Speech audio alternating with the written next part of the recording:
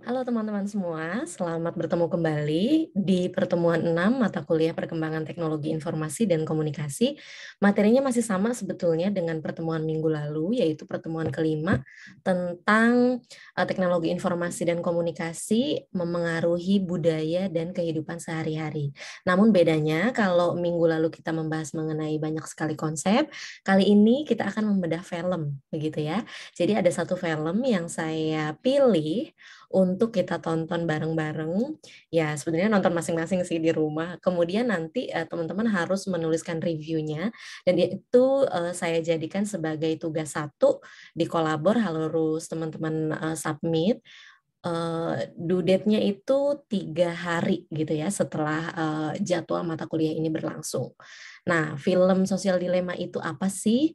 Saya akan share screen. Kita akan tonton apa namanya, trailernya dulu sebentar, dan trailer ini sebetulnya saya jadikan video 2 di kolabor, jadi teman-teman bisa lihat juga ya. Oke, jadi itu trailernya, kita udah tonton bareng-bareng. Sebetulnya apa sih yang memotivasi saya untuk memilih film ini? Selain ini adalah satu perspektif lain gitu ya dalam memandang teknologi, perkembangan teknologi khususnya mengenai media sosial. Juga saya terdorong dari jawab bukan bukan jawaban, tapi pertanyaan kalian. Jadi minggu lalu di pertemuan 5 kan saya meminta kalian untuk bertanya kepada saya di forum kolabor kita, dan saya tergelitik untuk apa ya, memunculkan atau kita bahas bareng-bareng mengenai film ini di satu pertemuan khusus karena banyak banget dari kalian yang bertanya mengenai dampak negatif media sosial. Terus apa sih sebetulnya ancaman utama dari penggunaan geotagging gitu? Kalau sekarang kan geotagging ini lagi digalakan pemerintah Indonesia dalam satu aplikasi bernama Peduli Lindungi, ya kan, untuk tracking dan tracing kita semua gitu ketika hendak mengakses layanan publik, apakah itu transportasi publik maupun mall gitu ya. Kalau mau masuk mall kita harus scan barcode dengan aplikasi Peduli Lindungi supaya kita tuh pergerakan kita tuh diawasi terus gitu. Terus kalau misalkan ternyata kita positif COVID, agar bisa dilacak gitu siapa aja yang bertemu dengan kita, terus kita mendatangi tenan apa aja, seperti itu contohnya. Nah, eee, saya menjawab bahwa ancaman utama dari segala kemudahan yang kita dapatkan dengan penggunaan aplikasi atau berbagai platform lainnya adalah keamanan data dan privasi gitu. Dan film The Social Dilemma menjelaskan dengan sangat baik mengenai itu. Jadi Social Dilemma itu sebetulnya film dokumenter yang memang di-create oleh seorang sutradara yang menghadirkan banyak sekali orang yang sebelumnya itu bekerja di berbagai platform perusahaan media sosial gitu. Lebih jelasnya saya akan share screen dulu terkait materinya yang murni saya ambil dari film The Social Dilemma gitu ya. Nah, nanti lebih lanjutnya tentu teman-teman harus menulis sendiri reviewnya. Kalau saya terlalu dalam mengulasnya, nanti kalian menulis apa gitu ya. Oke, jadi materi pokoknya kajian film The Social Dilemma, goals-nya kalian mampu menjelaskan ilmu pengetahuan, teknologi yang dapat memengaruhi budaya dan kehidupan sehari-hari. Nah, film dokumenter The Social Dilemma ini sebetulnya film yang dibuat tahun lalu ya, di 2020. Jadi karena masih cenderung anget gitu bahasan mengenai apa peran media sosial dalam pandemi COVID-19 juga disinggung di film itu gitu. Ya, jadi kalian harus menonton film ini sampai selesai. Durasinya 1,5 jam kalau nggak salah. Kemarin saya sudah tonton full gitu. Lalu tulis ulasan atau review versi kalian sendiri sebanyak 1 halaman file Word mengenai isu yang diangkat di dalam film tersebut dikaitkan dengan mata kuliah ini, dengan perkembangan teknologi informasi dan komunikasi.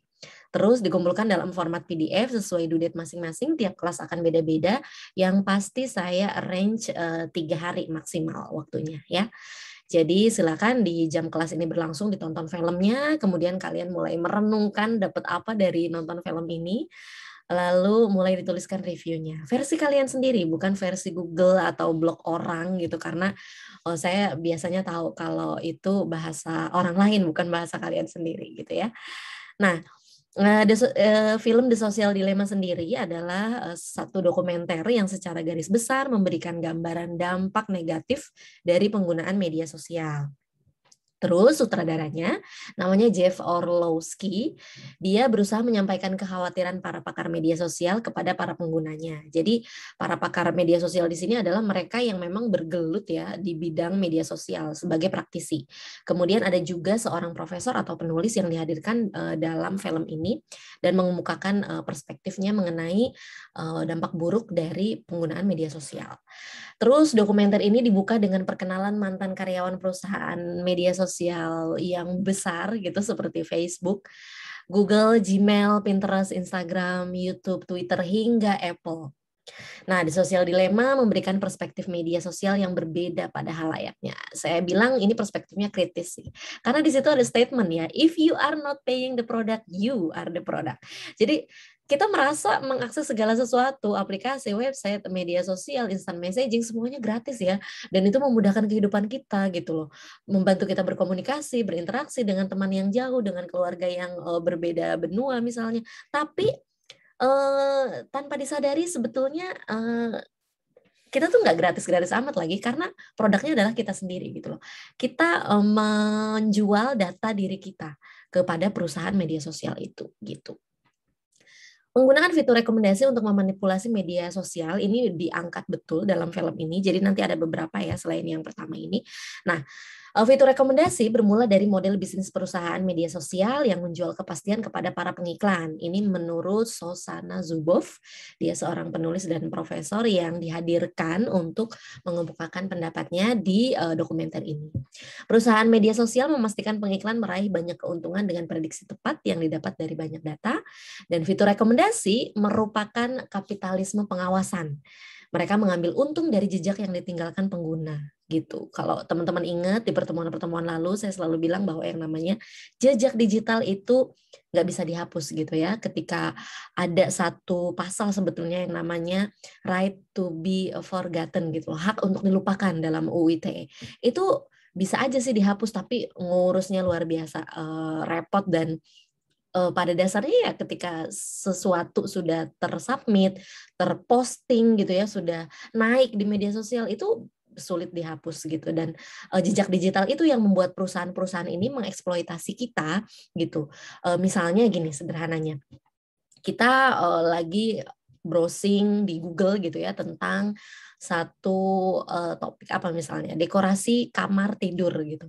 Nah, nanti ketika kita buka sosial media yang lain, misalkan kita buka Instagram, pasti di explore kita itu akan muncul dekor rumah seperti itu. Padahal sebelumnya kita nggak apa namanya nggak browsing di Instagram gitu loh, tapi di Google. Nah, hal-hal seperti itu yang membuat kita merasa loh kok ajaib banget gitu ya. Instagram tahu apa yang kita pikirkan, apa yang kita mau. Padahal di balik itu ada algoritma yang bekerja dan mereka memang benar-benar mengetrack dan ngetrace apa yang kita lakukan di media sosial, di Google, di internet begitu.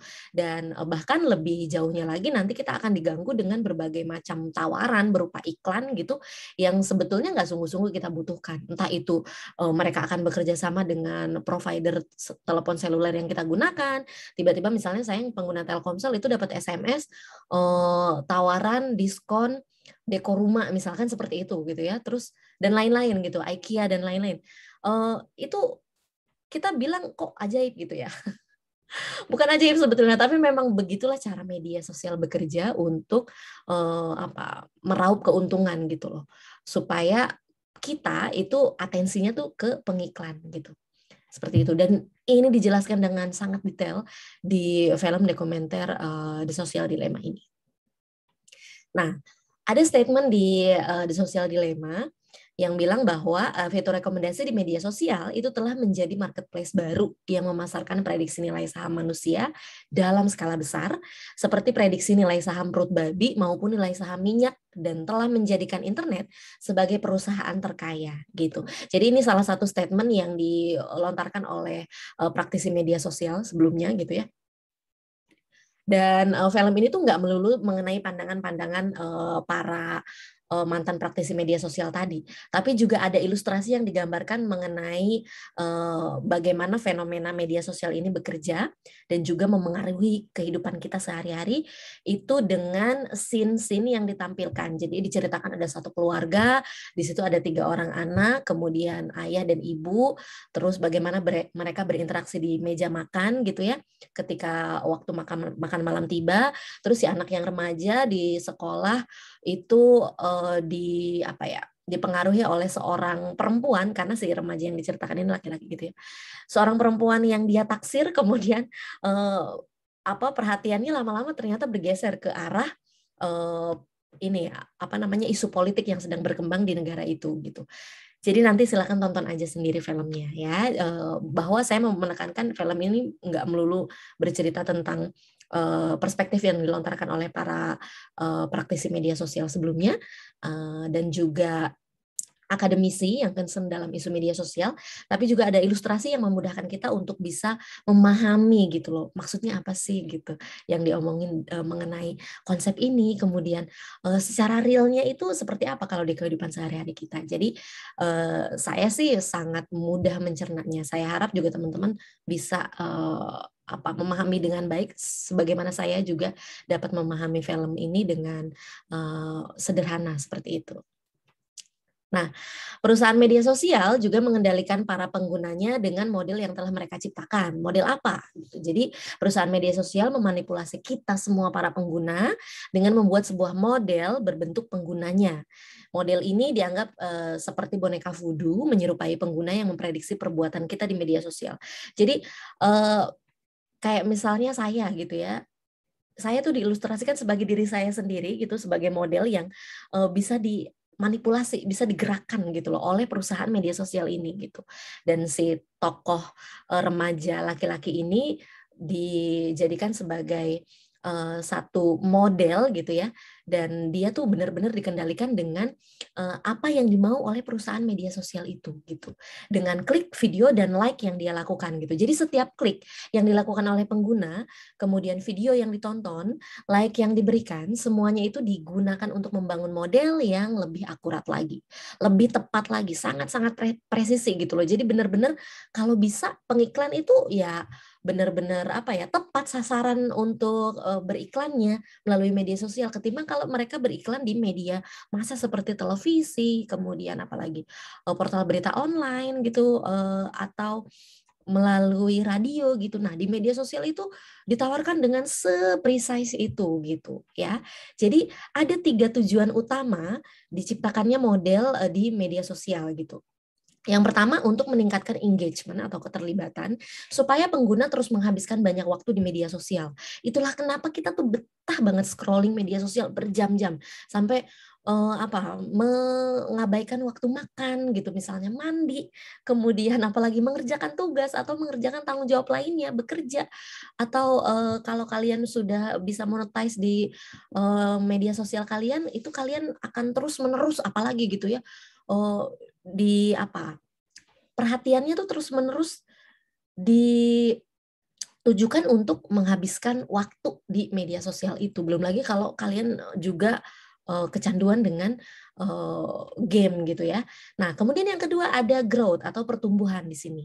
Ini supaya pengguna mengundang lebih banyak temannya untuk menggunakan media sosial gitu. Ketika kita sudah nyaman menggunakan media sosial, kita akan bilang ke teman kita, pakai medsos ini deh, seru.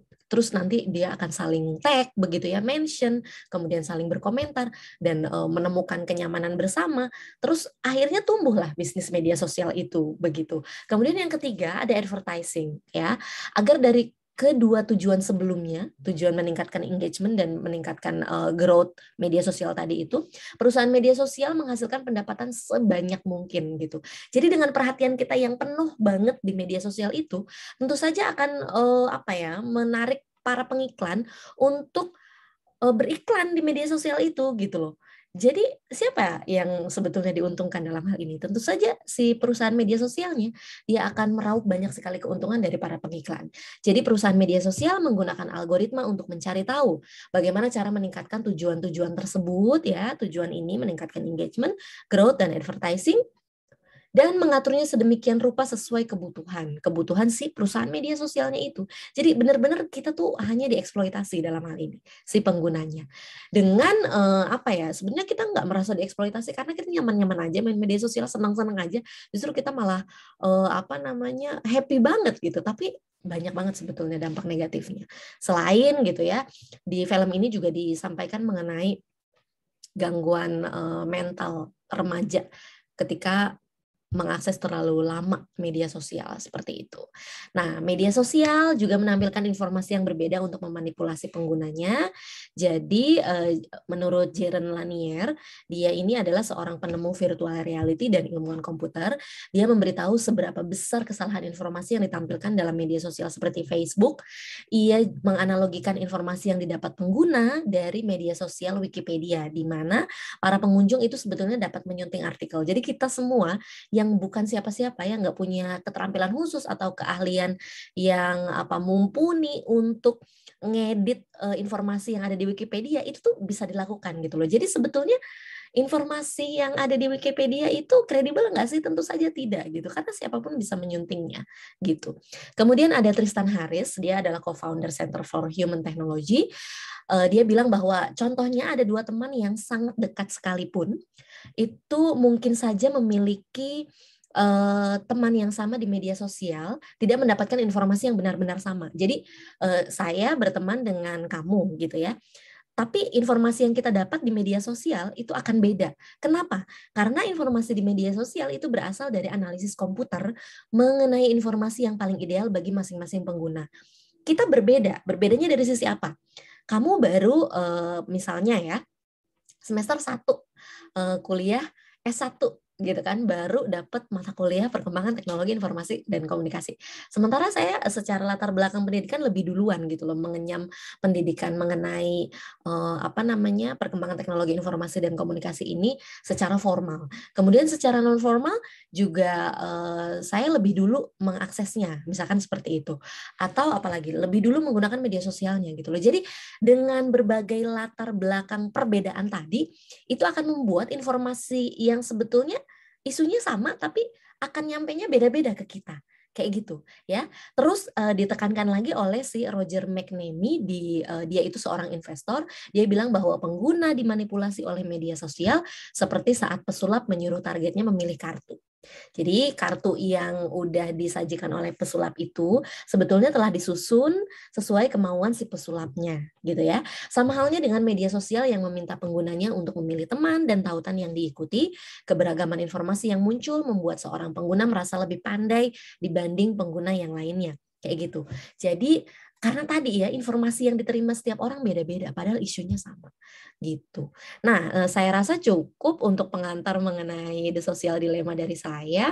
Dan ini murni saya ambil dari film dokumenter The Social Dilemma yang rilis tahun 2020. Teman-teman bisa mengaksesnya di Netflix atau sumber lainnya kalau misalkan tidak berlangganan Netflix gitu. Yang pasti teman-teman harus menyaksikan film ini karena memang ada tugas satu yang harus dikerjakan dan disubmit di kolabor gitu ya. Terima kasih banyak atas perhatiannya.